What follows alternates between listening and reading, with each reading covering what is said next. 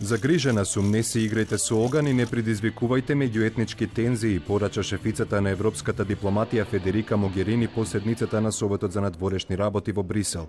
Могерини ги сподели впечатоците од посетата на Балканот и вели дека во однос на Македонија, министрите за надворешни работи на земјите членки на Европската Унија се согласуваат со нејзините гледишта.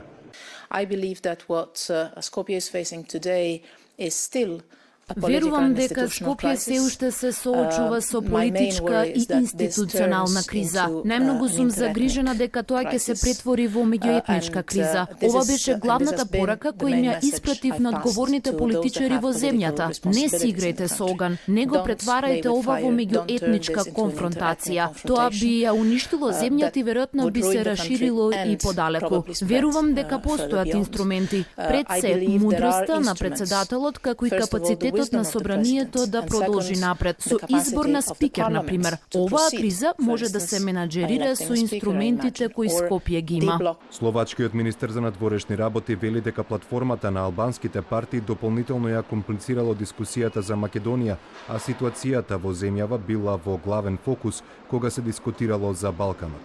Тој додава дека Могерини се вратила фрустрирана по посетата на регионов. Да, ето врло нестандардно и Нестандардно и несреќно е за земјата да има плеткање од странство во внатрешните процеси, бидејќи формирањето на влада треба да биде во рацете на домашните политичари, така што тоа е фактор кој дополнително го комплицира работите. Холандскиот министер за надворешни работи пред стартот на седницата повика на смирување на тензиите. Сметам дека мора да постои почитување на парламентарното мнозинство и мора да се нагласи важноста на тоа нештата да се одбиваат без вербална агресија во земјата. Тоа мора да биде решение донесено во самата Македонија. Отворени сме за натамошно движење на Македонија кон Европската Унија и НАТО, но ова мора да се реши на мирен начин. Во меѓувреме, канадското министерство за надворешни работи побара македонските лидери да дозволат формирање на нова влада без понатамошно одлагање. Апелираме до председателот да изврши својата уставна обврска и да го прифати формирањето на нова влада по парламентарните избори на 11 декември.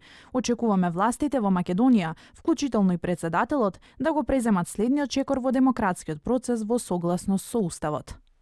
Канада ги повикува сите страни да покажат воздржаност и да се однесуваат во согласност со најдобрите интереси на Македонија и жителите на земјата, се додава во соопштението на канадското МНР.